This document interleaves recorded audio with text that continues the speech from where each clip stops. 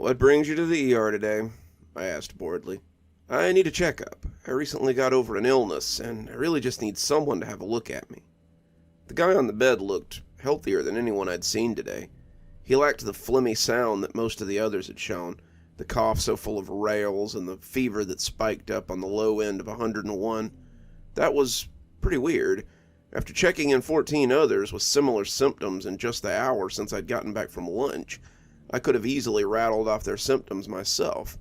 But this guy had none of the usual hallmarks.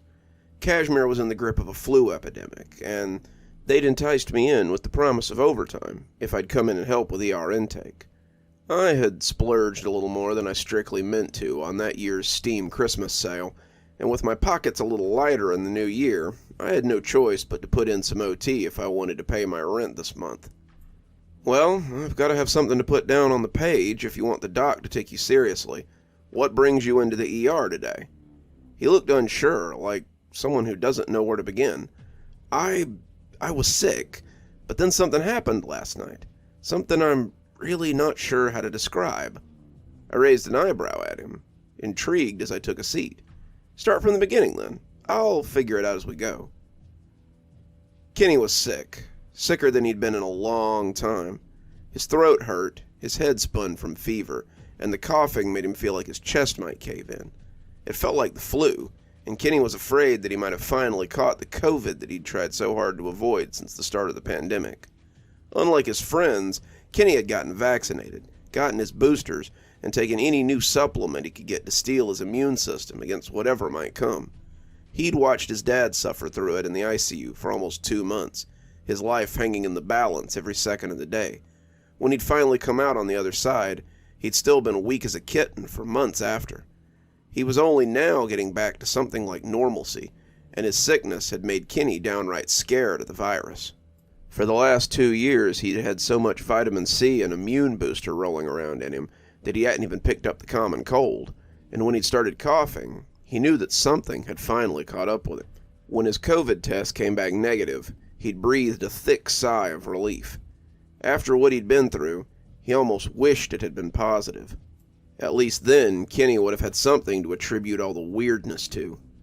It started with drainage. Kenny had never been the kind of person to carry a handkerchief, but now we seemed to go through 3 a day. The poor rags would be sodden by the end of it, thick with mucus from his constantly runny nose. The running nose and the constant throat drip had seemed to come before the other symptoms, and Kenny found that he was always honking his nose or coughing up phlegm. The flow was endless, and his chest soon hurt from all the coughing and hacking. He had called work to let them know what was going on, and his foreman was more than happy to let him stay home. "I've been trying to get you to use that vacation time for months. Sounds like a perfect opportunity for you to take a 2-week vacation." "Pfft, some vacation," Kenny spat, coughing up a big glob of mucus into the trash can. "Take your days and enjoy getting paid for being sick," he'd shot back, telling him he'd see him in 12 days before hanging up. Kenny grumbled as he hung up, not thinking he needed 2 weeks, but by the next day, he was thankful for the time. He'd woken up to find his skin on fire. Kenny was burning up, his thermometer saying that he had a fever of 101.2. His head pounded, his throat felt scratchy, and his nose and throat gushed snot. He blew it out, hacked it up, and constantly felt it trickling down his throat. He spent most of that second day in bed, reeling with the fever, and feeling like he didn't have the strength to do much but turn his head and watch a little TV. His one foray into the kitchen had been to grab a few bottles of water, a bag of chips, and a few granola bars. One of the water bottles was now a soupy, half-full mix of hacked-up phlegm and spit, and Kenny had been watching Friends through owlish eyes as he slipped in and out of consciousness. He was absolutely miserable and knew he needed cold medicine if he wanted to get past this. He was trying to get up, his arms shaking as he tried to rise, and the next thing he knew, he was lying in a puddle of drool and snot as the sun shone and his stomach gurgled. That was how the vomiting had started. The granola bars and chips were joined in the bowl by an alarming amount of green goo. His sinuses had been constantly draining since this all started, and every upheaval brought more of it out of his stomach. He had moved to the bathroom then, the vomiting and nausea only adding to his weakness, and Kenny was soon lying on the floor with a towel under his head. That was the first time he thought he might die, as he lay shuddering and coughing next to the toilet. His body ached, and not only from the fever. He was sore from all the throwing up and coughing, and when he tried to get his legs under him so he could go get some water, they shook too much to hold him. He had to drag himself to the tub and drink some from the spout before passing out again on the cold tiles. He woke up covered in something and worried that he had thrown up on himself in his sleep. He was relieved, realizing that he could have choked to death on his own sick, but as his hands slid over his arms, he realized that it wasn't puke. As his hands came away slimy, he lifted one of them to his face to see a thin coating and realized it was the same stuff that was all over the floor. It was snot. His own mucus had dribbled from his nose and puddled on the ground around him. He swiped the same hand over his face and came away with a translucent trail of spidery fluid. Kenny was transfixed by it, watching the light play off the muck as the vanity lights hit it. But as he watched, he saw little else to do but drag himself into the bathtub. It took all his limited energy to pull himself over the lip, and he more or less fell into the basin. Kenny lay on his back, gasping for air, as he stared at the popcorn ceiling and felt the mucus slide out of his nose. It wet his shoulder, soaking his back as it pooled, and Kenny could do little more but lay there, panting like a dog. He spent the day sipping water from the tap, his body still racked with coughing and fever. The plastic wasn't as cold as the tile, soaking up some of the heat that Kenny managed to turn on before his body had gone into rebellion.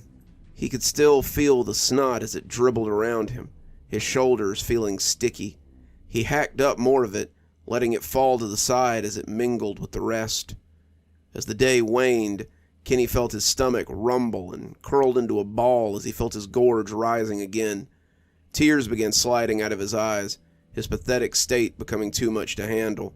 As he swiped at his eyes, the tears came away in long ropes. His tears were viscous, sticking to his hand, and when he shook them, they also proved to be mucus. Kenny snapped his eyes shut, the tears still flowing as his nose ran like a faucet. He shuddered himself to sleep at some point, praying to anyone who might be listening to just make it all go away. When he opened his eyes next, Kenny thought he might have accidentally turned the water on. He was semi-submerged in a warm, thick liquid, and upon realizing this, Kenny surfaced as he sucked in breath. His face was slimy, his eyes crusted shut as the thick sludge coursed from them. No, not just his eyes, though. His ears, his nose, even the corners of his mouth seemed to run continuously. Now that he was sitting up, the liquid was nearly up to his waist, and as he scrubbed his eyes open, he could see that his pores also flowed with the stuff. He was like a toad, his skin slick and oozing, and when his stomach heaved, he doubted anything he'd eaten would come up. As the wave of thick green slime rocketed up his throat, he realized he'd been right. His upheaval filled the tub more, the thick snot coating his throat as it hit the plastic tub like sleet. He was powerless to stop it, and when he fell, he turned his head so he wouldn't break his nose. He continued to vomit, but it was more like he was hacking into a napkin. His throat should have been raw after all this, but it only felt sticky amidst so much mucus. Kenny wheezed, his coughs thick and watery, and he felt like he was drowning. He'd read about dry drowning once, when you breathe in water and it saturates your lungs as it drowns you slowly, and that was how he felt. His breath was soupy, but he still managed to pull in the oxygen he needed as the goop poured out of him. The mucus flowed from every pore, and as it did, he felt his eyes getting heavy. He didn't want to sleep. He knew that if he couldn't keep his head up, he'd drown in this stuff, but he was powerless to stop himself. He was out of energy, and as Kenny slipped off, he wasn't sure that he'd ever wake up again. He came to sometime in the middle of the night, the tub empty, and his lungs and chest clearer than they'd been in days. The mucus pool was gone, but whether it had gone down the drain or simply left on its own, Kenny would never know. He had a vague sort of memory, almost a dream, of floating weightlessly in a pool of green. It churned around him like a great ocean, moving him as he lay there. He was weightless, rising and falling at its leisure, and as he drifted within it, he felt like a caterpillar must while hanging in its cocoon.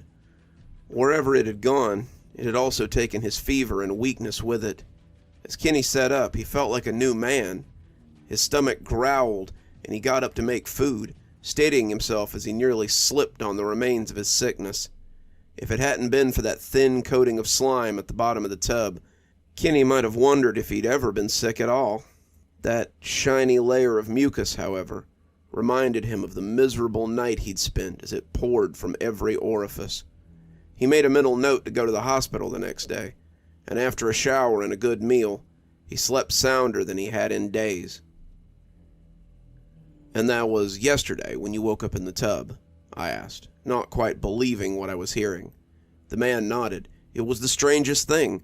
I felt better than I had in months, and I haven't even had any of my usual allergy symptoms for this time of year.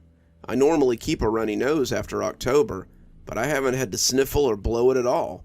It's like I pushed every ounce of snot out of my body, and now I'm just free of it." I finished filling out his form, telling him the doctor would be in to see him soon.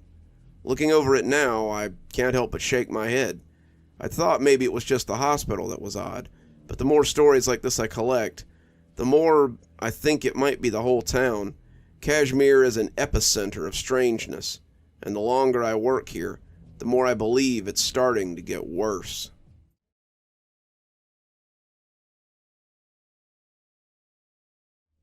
I was sitting outside, having a smoke, when I struck up a conversation with a couple sitting by the small duck pond behind the hospital.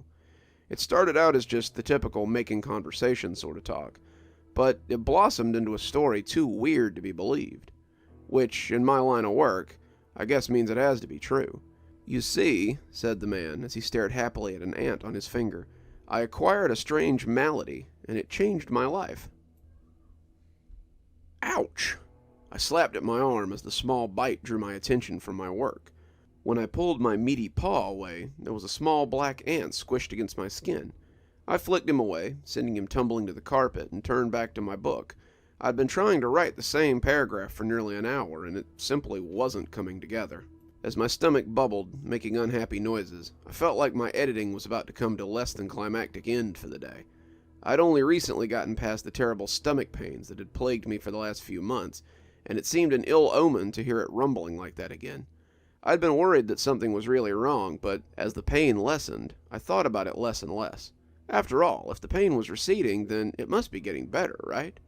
I scratched at my scalp absent-mindedly as I thought over the next line. First the stomach pains, and now these creepy crawlies. It's funny how seeing an insect can make you itch without thinking about it. Even if you don't feel anything on you, simply knowing that an insect was there is enough to make you feel itchy.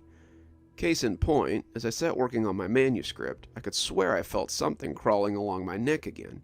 I scratched at it, expecting to find nothing, when my fingers found a small, fleshy lump that popped beneath my nails. My fingers came away with yet another ant.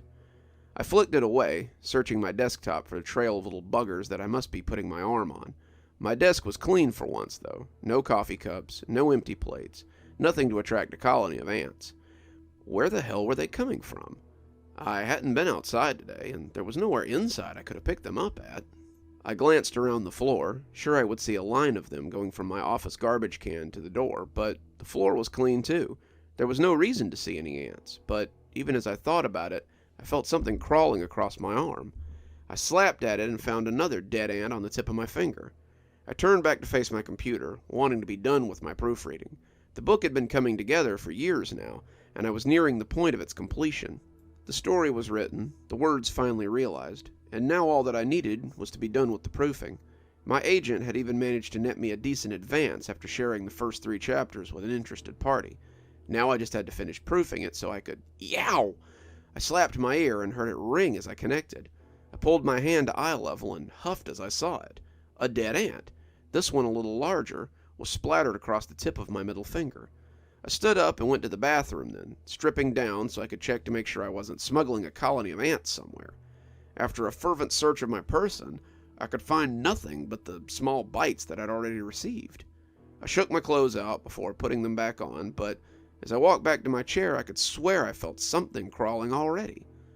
I went back to work, proofing the same paragraph I'd been trying to work on for the last hour. I leaned in, intent on trying to get done, but I was still very uncomfortable. I could feel little marching legs making their way along my neck, up my back, over my arms, across my calves, everywhere. I'd find myself itching periodically, reaching down to scratch as I tried to find the source. I was coming up with nothing, the itching not even fading as my nails turned my skin a fiery red. I would make my way midway through a sentence, finding the flaws and making them something less rough, and then smack, my hand would come down to find another ant. By the time my wife came home from work an hour later, I had barely finished a page because of these damn little nuisances. "Tough day for edits, huh?" she said, and I nodded as I got up to start dinner. "Remind me to call an exterminator tomorrow. I've been eaten alive by ants all afternoon." Patricia looked around my desk, the big ugly metal one that I'd ordered online, and crinkled her brow. "I don't see any ants. You sure you didn't step in an ant bed when you went to go get the mail or something?" I wiggled my toes at her as I lifted my feet from under my desk. "Sure as I can be, since I haven't even checked the mail today." My wife grumbled something about her lazy, good-for-nothing husband, and went to check the mail as I went to start dinner. I had pulled the hamburger out of the fridge, preparing to fry it up, when I felt a pain on my side. I slapped at it without thinking and nearly spilled the hamburger before I pulled the large black ant away, its body smeared across my palm. I set the hamburger in the pan and went to wash my hands. Looking at the corpse, I realized how big he was. I was used to seeing the little black sugar ants that I'd been attacked by all afternoon, but this fellow was only a little smaller than my thumbnail. He was big, even big for a large breed ant, and I wondered again where they were all coming from. As the hamburger sizzled in the pan, I slapped at my neck and found 2 more dead ants. As I put the fries in the oven to crisp, I wiped away another ant before he could bite me. As I plated the meal and got it ready to serve, I gasped and nearly almost dropped the food as something bit down on the tender area behind my knee. My wife leapt forward, sitting at the table as she laughed about having her own personal chef, before seeing that I was in real pain and leaping to the rescue. She grabbed the food and took it to the table, so my hands were free to get at whatever was biting me. I reached back to get at the little nuisance, but I found nothing. My wife looked back there and said I had a nasty bite, but that she didn't see any bugs. As the night went on, I began to get angrier and angrier as the bites began to rack up. When I finally threw down the blanket, nearly spilling the popcorn midway through our movie night, my wife asked what was wrong. What was wrong was that I could feel a small army of ants as they moved across my skin like a mobile army force. I went to the bathroom again and turned the water on as hot as I could get it before taking off my clothes and stepping into the bath. I had found nothing on my body, nothing except for ant bites, and had decided that it was time to try something different. The water was hot enough to make me wince as I climbed into the tub. It was hot enough to leave me red as a lobster afterwards, but I wanted it as hot as I could make it. If there were ants somewhere on my body, I wanted them gone. I was suddenly very nervous about finding them nesting in some of my more intimate areas, but I knew that wasn't how ants usually operated. By this point, however, the whole how ants operated had gone right out the window, and I was beginning to get a little scared. If the ants weren't just discovering me, then they were coming from me. That thought was as frightening as it was implausible, but I was honestly running out of plausible options. As I hunkered down in the steamy water, I could feel my skin beginning to burn. The ant bites weren't happy about being immersed in the hot bath, and I sighed as I closed my eyes and soaked. I thought that maybe I would wash while I was here, thinking about scent trails left on my skin by the stray scouts. For a moment, however, I was content to just soak, my muscles and bones loving the excuse to let the heat burn the ache out of me. I heard a soft sound, bubbles floating to the surface, but I ignored it. When I heard it again, I thought maybe the air was floating up beneath me. When I opened my eyes, intending to grab for the loofah, washing was suddenly the farthest thing from my mind. The tub was boiling with little jets of ants as they floated to the surface in droves. I could see a cloud of them forming on the water, the black ants clumping as they grew in volume. They were dead, that much was certain, and they floated on their backs childishly. I would have almost laughed at the ants, all of them seeming to play dead, but I was horrified by the appearance of them all at once. I came messily from the tub, slipping on the tiles and going down on my backside. When my wife came running into the room, I tried to explain to her what had happened and told her to look into the tub if she didn't believe me. When she looked, however, She said it was just a bath with some small bubbles swirling on the top. I glanced over the edge of the tub and realized she was right.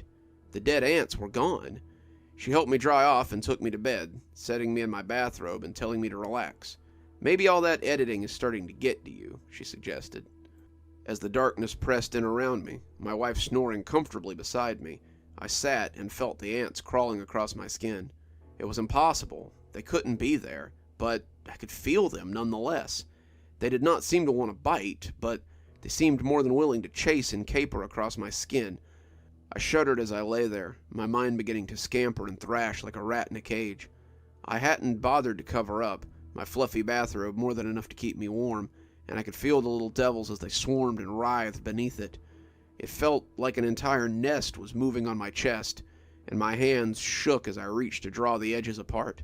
My wife woke up as I started screaming, the dark splotches thicker than the chest hair that had already occupied the space. When the lights came on, my wife inspected the area I was certain was covered with ants. She looked up at me with earnest concern. When she found nothing there, she suggested that maybe it was time we go to the hospital. I was nervous as we sat in the ER room, the cloth gown feeling scratchy against my irritated skin. They took x-rays, they ran tests, they took enough blood to make me a little lightheaded, and all the while they told me to be patient. When the ER doc finally came back, he looked confused and unsure. "Mr. Dre, when was the last time you had a checkup?" I thought about it and realized I didn't have an answer. "Do you have a family doctor, you or your wife?" I shook my head. "I thought not. It's rare to see people your age who get regular dental work, let alone a checkup. I asked to make sure that you were unaware that you had stomach cancer." My blood ran cold. I have cancer? Had stomach cancer. He took an x-ray he had had on a clipboard and stuck it to the light board on the wall. It showed a grainy picture of my stomach, and even though I've never been to medical school, I could tell that something was wrong. There seemed to be a large open patch, a white patch, and it seemed to be around the left side of my stomach. Right there. It's like something has just eaten it right out. I can't explain it, but you're a very lucky man. It was only then that I realized I hadn't felt an ant the whole time I'd been there. I haven't felt an ant since, but I can only assume that they had something to do with this. I don't know why, I don't know how, but they saw fit to help me, and it seems a shame to repay them by smashing them. I've started going outside more, spending more time with nature. Now the touch of an ant reminds me of what I gained from my sudden and miraculous infestation. I nodded as he finished his story, telling him to take care as I went back to my station. Ants. Well, not the weirdest story to come out of this hospital, but a weird one, nonetheless.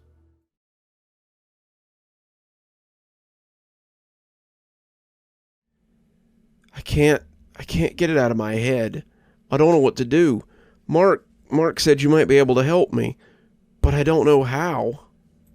I was sitting by the fountain in the outdoor garden, which most people use as a smoking area. The angel statue held a jug that constantly burbled out water, and I found the patter soothing. I came here to think sometimes, to collect my thoughts, and it was a great comfort to me since the incident with the elevator.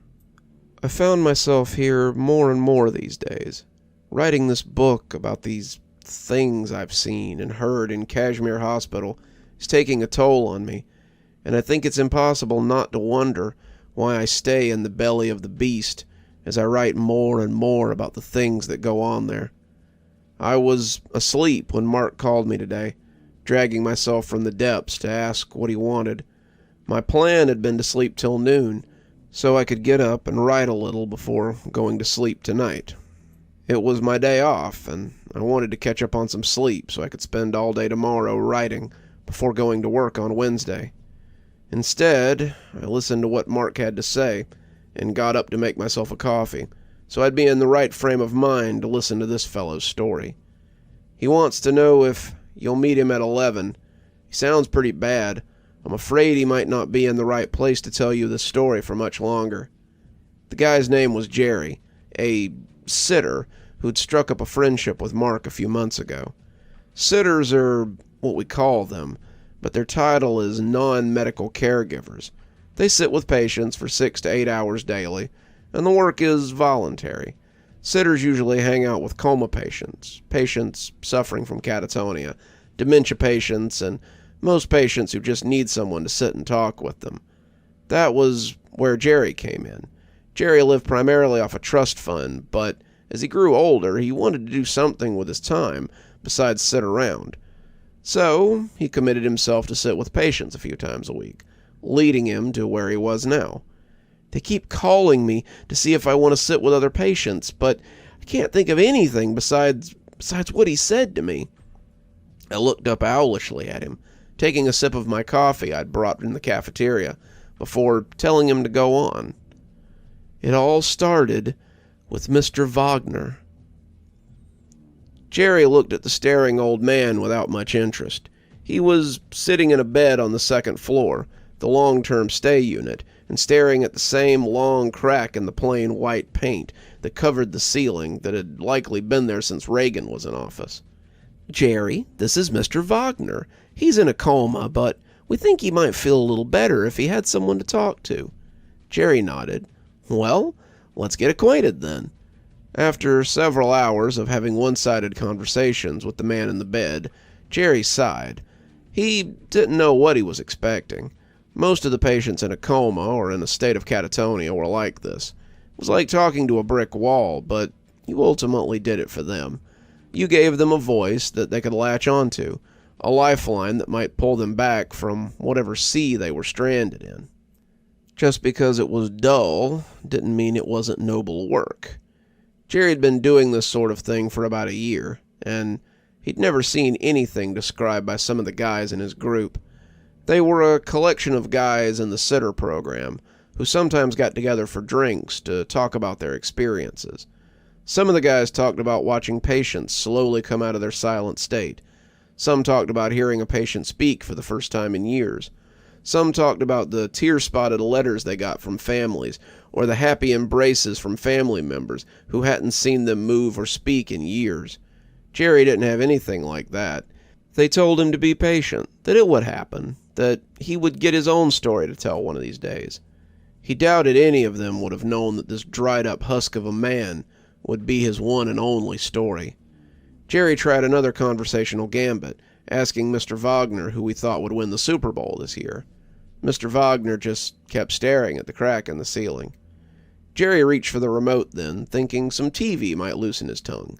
Flipping through the channels, he finally settled on an episode of Pawn Stars and started watching the adventures of Rick and his son, Big Hoss. Jerry asked Wagner if he liked Pawn Stars, but he got no answer. Whether he approved or disapproved, Jerry never knew. He turned back to the show, commenting on some of the things they were showing, and the two let the show play out.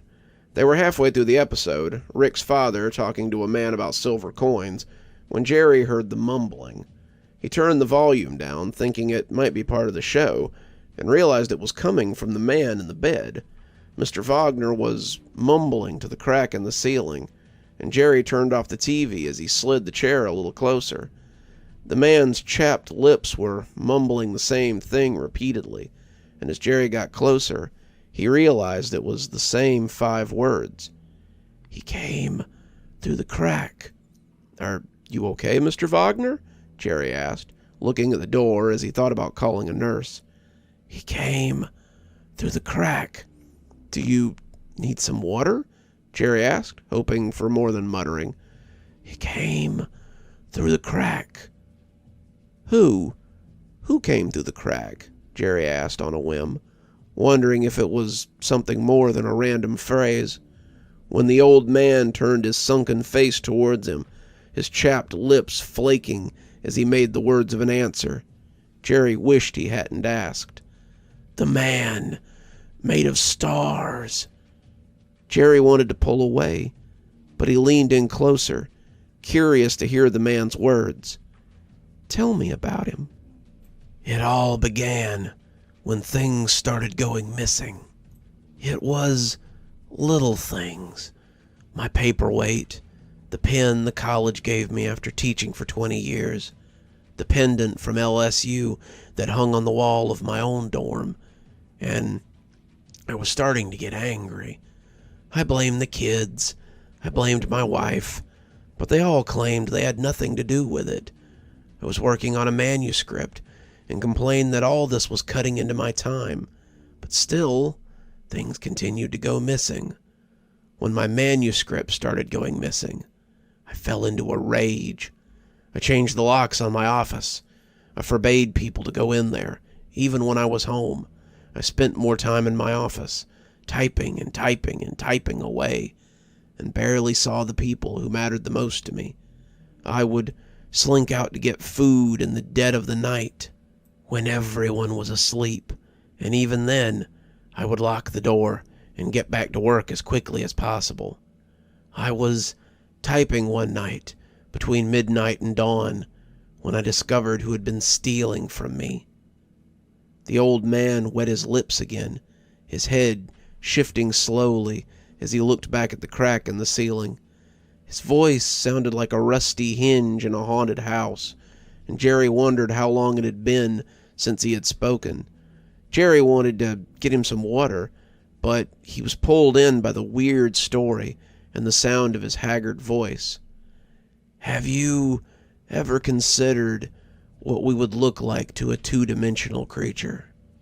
Jerry was surprised, but he shook his head, shocked into a response by the strangeness of the question. "Few do.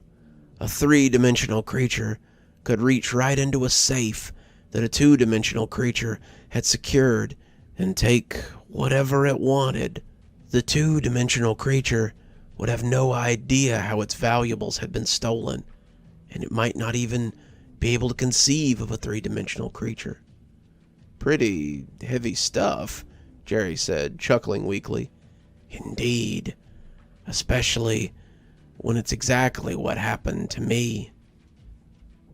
I was sitting at my computer, banging away at my missing pages as I tried to recreate them, when something caught my eye. It began as a sparkle, like a gem that's caught the light, and I turned to look at the crack that had appeared in my wall. It was nothing special, just a normal crack, but there was something trying to push its way through. I can't. Have you ever looked at the stars on a clear night? Have you ever looked at the constellations and seen their shapes? That one a bear, that one a dipper, that one a huntsman. Well, I saw a man made of stars. That's as close as I can describe him, but it looked like a constellation stepped out of my wall. I was speechless. Was this the thing that had been stealing from me? I was like a statue as it moved across the room. It's hard to describe how it moved. It almost seemed to vanish and reappear with each step. It was, then suddenly it wasn't. Then it was again. Watching it move gave me the worst feeling of nausea, and I felt the air hang in my lungs as it came right up to the desk. It stood not 5 feet from me, and the air hummed with power. I spent a summer working for the power company before college, hanging power lines and helping plant telephone poles. When the wires were live, they felt just like that, and I was afraid that if it touched me, it'd burn me to a crisp. I must have made a sound when he picked up the picture on my desk, because it turned and looked at me. I say turned, but I'm not really quite sure what it did. It folded itself in my direction, and when its shining visage fell on me, it sounded like animals being cooked alive. Sounded like the loudest speaker reverb you've ever heard, mixed with a pig being butchered. It made my ears bleed, and I felt blood oozing from my nose and eyes as I stared at it. I watched it lean in closer and closer as the noise fell on me like a heavy weight. And at some point, my mind just couldn't take it anymore. When I returned to myself, I was here, and have been here ever since, thinking about the nature of that creature that came through my wall, as if it was no more of a barrier than that door over there. Jerry leaned away from the man slowly, the oldster still staring at that crack that stretched across the flat plane of his ceiling. Have you seen him since?" Jerry asked, not sure he wanted to know, but needing to. Mr. Wagner never looked away from the crack, but Jerry felt sure that he could see him peeking out of his peripherals. "Sometimes, late at night, I see colors from that crack up there. I know he's watching. I think he enjoys seeing me suffer. And now, you know too. Now, it will eat at you as well." He started to laugh, a deep and hateful sound, and it took all of Jerry's strength to fumble out of the chair and run from that room. It wasn't just his funhouse laughter or the corpse that was creating it. The idea of some creature that could move freely through his world, seeing it as little more than a board game or a picture made of rice and glue, terrified him the further it wormed into his brain. They called his name at the nurse's station when he passed, but he kept running. He didn't stop running until he was in his car in the parking lot, but that was when it all truly started. He saw a crack in the windshield, a simple star made by a stray rock. He had thought he might be done shaking, but it seemed he had a little more in him as he fell out of his car and scrambled through the parking lot, leaving his vehicle open and abandoned in the parking spot. I haven't gone back to check on it since. I assume security has either towed it or secured it for me. I spent the last 2 weeks spackling every crack in my house. I never realized there were so many until I started. Then I looked at the corners, wondering if they could get in there too. Who's to say what a door is to them? They could come anywhere at any time. "What will you do now?" I asked, unsure how to help this man. It was hard having knowledge that you didn't ask for. I don't know, but every day I think about it, I'm pretty sure that I'm one step closer to losing my mind. I wonder now if that's what happened to Mr. Wagner. Did he lose his mind after seeing that thing, or because the thought of things coming in drove him crazy? He left soon after, and I never heard from him again. I did look up Mr. Wagner when I got to work the next day, and discovered he had passed away the night after Jerry's visit. The report said he'd had a heart attack, but they also reported some strange burns on his chest during the autopsy. It was written off as an allergic reaction or some odd occurrence, but I can't help but wonder if the strange creature he spoke of finally came back to get him. Cashmere just gets weirder and weirder the longer I look into things. I hardly need an otherworldly being to make me feel like I might be losing it the longer I remain in this Bermuda Triangle of strangeness.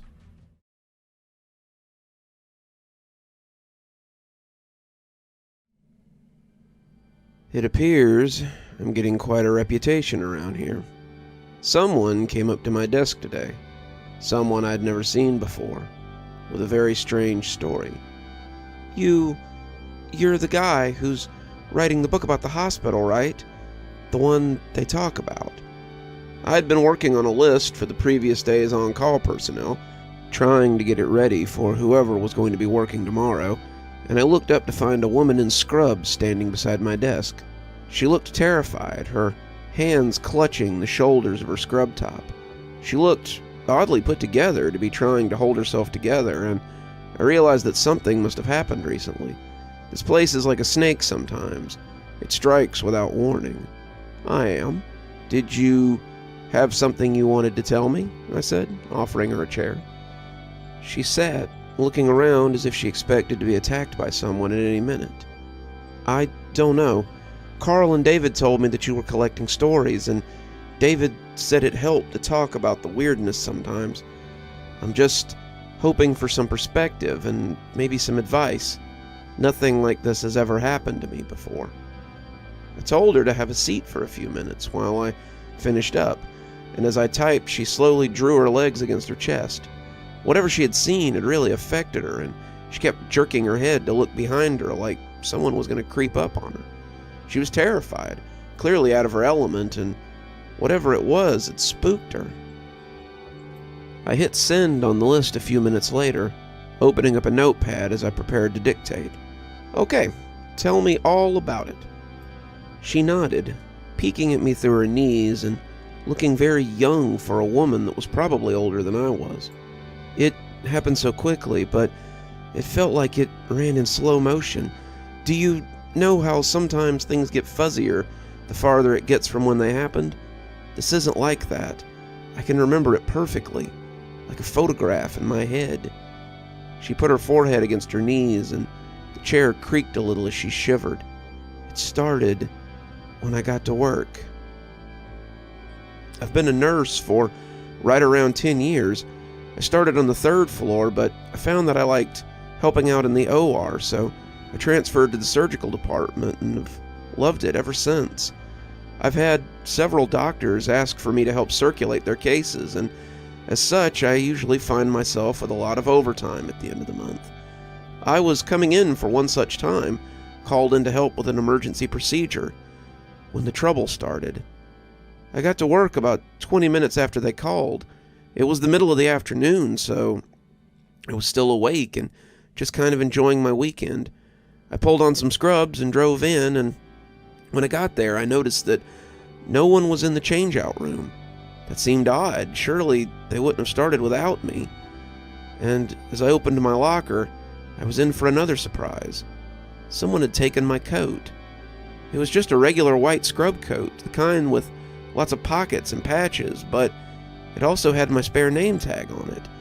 I looked around to see if maybe I'd sent it to laundry by mistake, but it was nowhere to be found. I wasn't terribly worried. I must have just forgotten that I took it home, and I scrubbed up and got ready for the case. I wondered why they had started without me, and reflected that it wasn't the only time the scrub team had acted weird lately. I was friends outside of work with more than one of them, but they had stopped inviting me to things as of late. I had thought maybe they were busy at first, but over time, I realized they were just going out without me. I asked them about it, wondering why they were acting so distant, and they told me it was me who was acting weird. They said they saw me in the hallways sometimes, and I would refuse to talk to them. They would see me in the halls or in the elevator, but I would pretend not to know them or ignore them altogether. I told them I had no clue what they were talking about, but I don't think they believed me. I realized I'd been wool gathering as I stood at the sink, and I finished scrubbing out so I could get to work. There was no one in the hall getting things together, and I wondered how big of an emergency this had been. They had said emergency, but it just sounded like a car accident. The patient was conscious and really just needed some foreign objects removed so the wounds could be closed. It wasn't a code blue situation, and I couldn't believe they would start without everyone being there. I walked down the hall to room 2, and that's when I saw them. They were all standing around the table, Dr. Carter moving about as the nurses handed him things or helped him with the removal of what appeared to be pieces of wooden fence. He was saying something to the woman on his left, and as she reached for the tray beside her, I realized they had started without me. I was offended before I did a head count and realized they had a full team in the room. There were 7 of them, all people I knew, and at the right hand of the doctor was a woman wearing a familiar white coat with a very familiar silver name badge. She turned when he said her name, nodding as she reached for something beside her, and that's when I realized that I knew her too. She was me. She looked like me, at least as much of her as I could see, and from the eyes to the hairline, she was a dead ringer. She moved a little stiffly, her turns looking mechanical, but other than that, she was me. She never looked my way. There was no sinister crinkling of eyes shared between us, or a creepy smile seen from the corners of her mask, but the longer I looked at her, the worse I began to feel. The feeling is hard to describe, but the closest I can approximate is a feeling of vertigo. I felt dizzy, my vision shaking a little as I looked at my double. There was a pressure in my eyes, something like a change in altitude, and I just knew that if I were to go and talk to her or touch her, something terrible would happen. She was me, just as I was me, and we were not supposed to occupy the same place at the same time. I didn't know what else to do, so I just left. I walked until I left the OR and came out into the lobby. That's when I saw you and realized you must be the one that David had talked about when he said you collected stories. So here I am, unsure of whether I need to go back and confront the other me or not. I finished typing, the woman looking at me as if expecting something. I didn't know what exactly to give her, but I knew who would. I called Carl and told him there was someone in the OR impersonating a nurse. He came pretty quickly then, and when he saw the woman sitting at my desk, he called her Carol and pulled up a chair to see what was wrong. The two had known each other for a while, it seemed, and when she told Carl about the missing jacket and the imposter in the OR, he told her to come with him so they could ID the perpetrator. "I'll make sure you're safe before I apprehend them, but I may need you to ID them so I can have something to tell the police." The two left, Carl and Carol thanking me for my help, but that wasn't quite the end of the story. I saw a few off-duty security guards coming in about 30 minutes later. No sooner had they wandered in than Carl had called me and told me to announce a lockdown. "Tell them the doors are closed until further notice. No one comes in or out unless cleared by security." He had a security team member at every exit, even a couple of blue and whites from the Cashmere Police Department, and they checked those coming in and going out as Carl had some of the other guys search the hospital. The lockdown wasn't lifted till after visiting hours were over, and that was when I got the rest of the story. Carl looked tired as he flopped into the seat beside me, the same one Carol had occupied earlier in the day. He looked tired, clearly doing a lot more leg work than he was used to, and I turned my YouTube video down as I asked if everything was okay. "Yeah, but Carol's pretty shaken up about it. We had someone take her home and check her house, but I don't think she'll be back to work for a little while."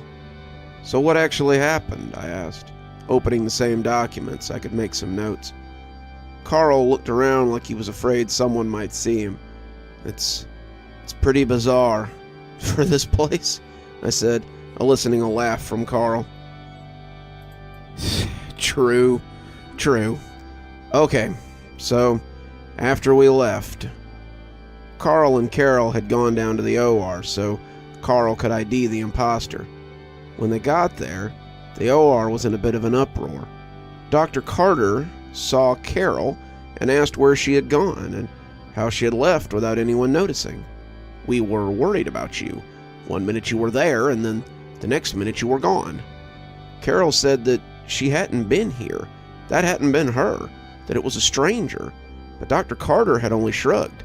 "She looked just like you, down to the Disney masks you always wear and the scent of your deodorant." Carl asked if she'd sounded like Carol, but no one seemed to be able to remember if the woman had spoken or not. People had spoken to her. Some of them were sure that she had answered, but they couldn't remember a single interaction with her. She'd been passing instruments, had been passing more sutures at the time when Dr. Carter had turned and found she was gone. No one saw her leave, but she must have. People don't just disappear. Carl had called in backup, and they had locked the hospital down and searched it from top to bottom. He had one of his officers check the cameras too, but no one could find the woman leaving the OR area. It was like she had walked into the OR at 7:15 and never walked out again. It wasn't the strangest thing I had ever heard, but it was definitely up there. The weirdest part was where we found her coat. Weirder than a disappearing person? Well, we took Carol back to her locker before we locked down the facility to see if we could find any evidence of a break-in, but when she opened the locker, the coat was right there, like it had never left. Carol looked at it like she couldn't believe it, and when she kinda sat down, I sent her home. They searched her house for anyone who might have gotten in, but it was clean too.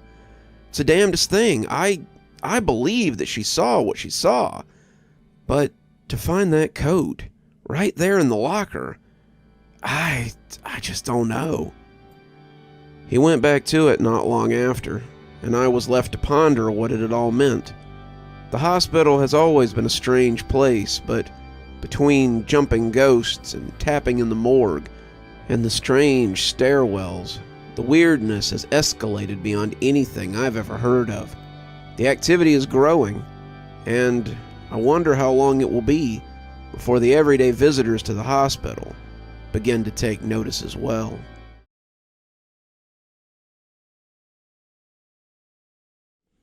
I was having lunch with Mark when an unfamiliar face came to sit with us. He wore a lab coat, gray scrubs, and a badge identifying him as morgue staff. Mark extended his fist for the newcomer to bump and made introductions as I covertly slid my salad back a little bit. He looked clean, but God knew what was on that lab coat. "This is John. He works in the sub-basement. He was telling me about a spooky time in the morgue the other night. I told him he ought to come tell you about it, since we know you collect spooky stories." I looked at John, telling him to go on and tell it, and he steepled his fingers and grinned knowingly. "It's a weird one, but I suspect you've heard more than one weird story here. This place is an odd epicenter of strangeness, and more than one person has told me that strange things just happen here sometimes." I told him to quit stalling, but I said it kindly. It happened a couple of nights ago, while I was staying late to file some paperwork. John pushed the body back and closed the door, the cold air making him shiver as it whooshed out. Updating his paperwork. John was staying late to finish up a report on an important autopsy they had done earlier that day, and it was vital that he got it done by tonight. As he sat writing, making notes on the body chart, he heard the strange tapping for the first time. He looked up from his report, thinking it was the pipes in the sub-basement. They were notoriously dodgy when it came to stability, the 6-story gargantuan having been built on top of it, one floor at a time. The immense pressure that hung over his head would have driven a normal person insane, but to John it was just another day in the tombs. When you worked around death, it was hard to think about one's imminent crushing.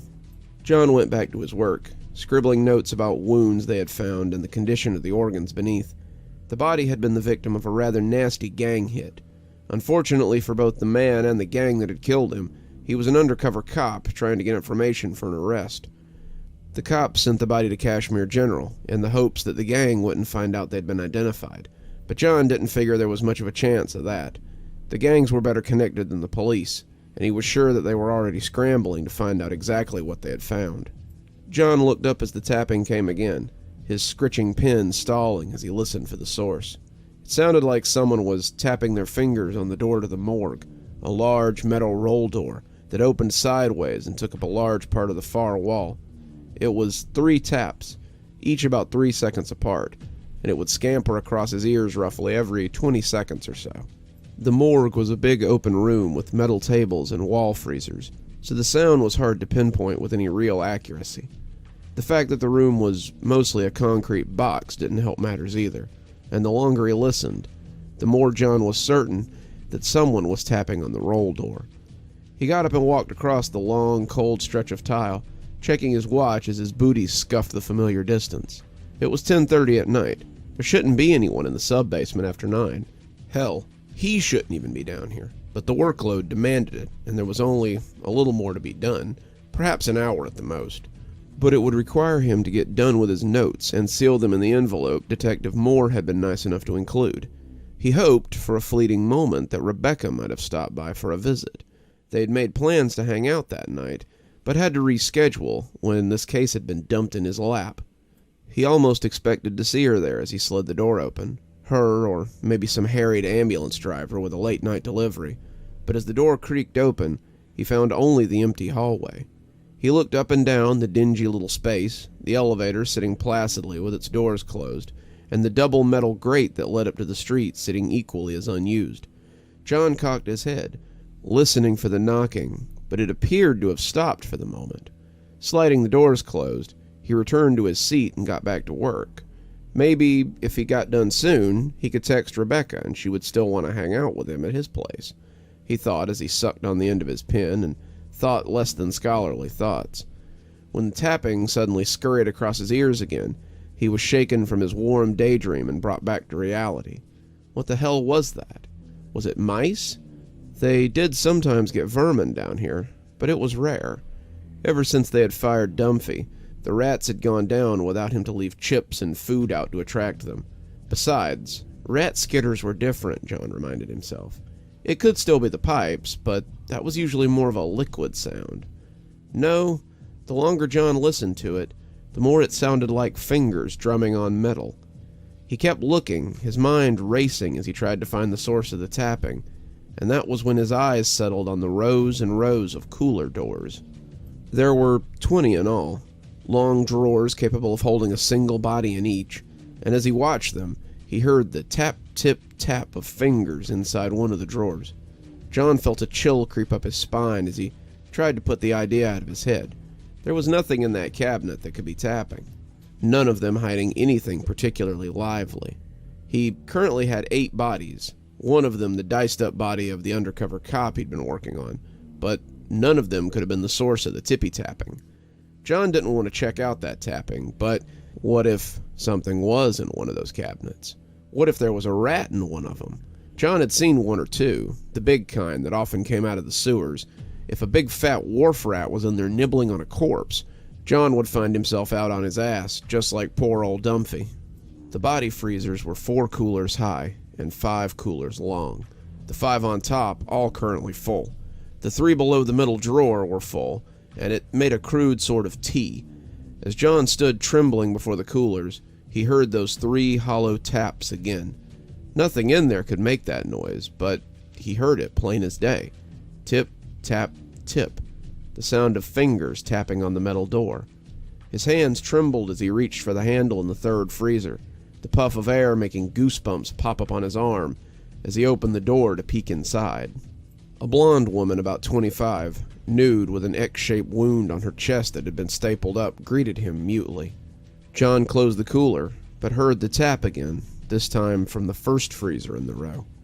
He reached for the handle, hearing the tap, tip, tap, as his hand shuddered before wrapping around the cold metal. He opened it slowly, fearing his knocking knees would join the tapping, but inside was a very still old man with knees that wouldn't quite lay down. He was naked too, his chest equally stapled, and when John closed the freezer door, he heard that tip-tap-tip again. He glanced down to the far side, the 4th in line this time, and closed the door to the old man's chute as he walked away. The tap, tip, tap seemed louder now, more clattery than hard, and John was starting to think about running away. Did he really want to know what was making that sound so badly? He could just take his papers up to the cafeteria, a place that would be half dark and very quiet now.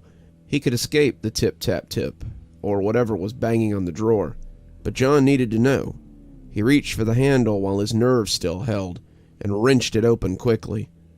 Inside, amidst the cold smoke, was the body of Officer Clive Daniels, his naked form looking like a dartboard. He lay placidly enough upon his slab, but John did a double-take as he looked at his face. He thought for a moment that someone had put a mask over Clive's face, the white standing out against his black skin, but as it fluttered feebly, John realized what it was. It was a moth, one of the largest he had ever seen. It lay perfectly over his face, so that the markings of his wings looked like huge, staring eyes. Clive appeared to be looking at the roof of the chute with amazement, and as John reached out to lift the moth off him, it flapped feebly again. This had clearly been what he had heard. The moth had been stuck inside when he closed Clive back in, and he'd been bumping against the door, hoping to get out of the cold. It lay in John's hand, taking up both palms. John turned back to his desk, but was suddenly overcome with a strange urge. holding the moth in his left hand. He reached out with his right and tapped the inside of the door. Tonk, tonk, tonk. It didn't sound like the sound he had heard, or the sound he would have heard from the fingers of Mr. Daniels, were he to reach out and knock. The sound he had heard was higher, more clattery, like bones. The moth took flight then, flapping across the space, and John turned to watch. It was surreal, like something in a dream, and John suddenly wondered if he had fallen asleep at his desk. As he watched the moth waft towards the door, John was momentarily transfixed, turning away from the cold breeze billowing from the chute, and if he hadn't turned, he would have lost his fingers to the swinging door. It slammed shut as he watched the moth, making him jump like a scalded cat. That tapping was back, 100-fold. It tapped, tip, tap, tip, over and over again, and John could hear it coming from all the doors. It rattled the freezers, shaking the handles as the tapping became faster and faster. The doors jounced and bucked, threatening to break open and spill their angry contents across the office. It wasn't just the 8 cabinets that were occupied either. All 20 cabinets were shaking and bucking as John watched them fearfully. When he bumped against the long tables they used for autopsies, John became aware that he'd been backing up. He heard it rattle as he shook, the fear overwhelming him, and when he ran, he almost forgot to close the door behind him. He slammed it shut, running the lock as he heard the rattling cabinets clamoring behind him. He left the report on the table and didn't stop fleeing until he was safely in his car. He'd seen enough to make him promise never to be alone in the morgue at night again. I'd just finished the last bite of my salad, my mouth dry as I heard about the rattling morgue cabinets. Bet your boss was pretty mad when he found out you hadn't finished that report. John nodded, grinning ruefully. He was, until I told him what had happened. He softened a little, showing me the folder with the report in it that he had finished. I should have told you that might happen, but it's usually better to let people see it for themselves. It's the reason that no one stays past dark down there. I didn't have to add much to complete it, but next time, make sure you don't dilly-dally. It's a little more lively after dark than most people might believe. He got up then, saying he needed to get back to work. Mark nodded. Interesting enough for you? I nodded back. Very. Thanks, dude.